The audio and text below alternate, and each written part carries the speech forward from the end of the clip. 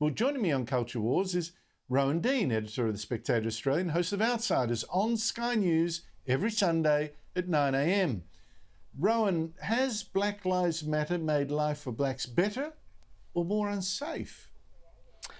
Well, Andrew, for some people, it's made Black Lives Matter has made them much better off for some blacks, namely Patrisse Khan-Cullors, who's one of the co-founders of Black Lives Matter. She's much better off since Black Lives Matter came along. She's a multi-millionaire with a multi-million-dollar property portfolio and just snapped up several, not one or two, but several houses in Malibu and elsewhere. So in classic Marxist fashion, those at the top of the Black Lives Matter organisation do very, very well and live the absolute pinnacle of the high life there in Beverly Hills, while the foot soldiers of the Black Lives Matter movement suffer the most. And you've pointed out particularly how life has got worse for black people in America thanks to Black Lives Matter.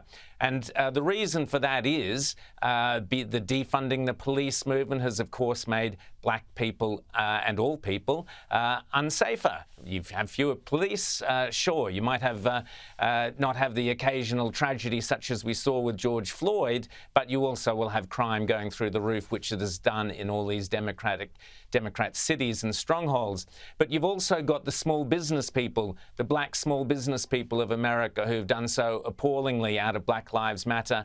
We saw last year the looting and the destruction of property and the destruction of shops and that in these black areas. Almost universally, it was the black small business people who suffered the most and were those who were, whose jobs and livelihoods were ruined. But let's not also forget, Andrew, that the Black Lives Matter movement was used by the left to demonize Donald Trump.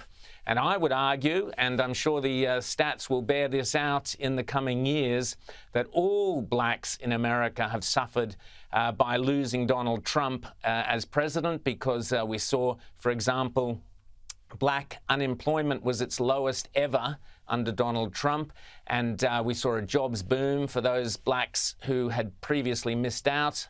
Under Donald Trump, they did well. Under Joe Biden, we now see that the jobs, lowest jobs figures they've had for a long time, and unemployment on the rise. So yes, most black people suffered enormously thanks to Black Lives Matter, but one or two, such as the leaders, Patrisse Khan-Cullors and others, have done exceptionally well out of it.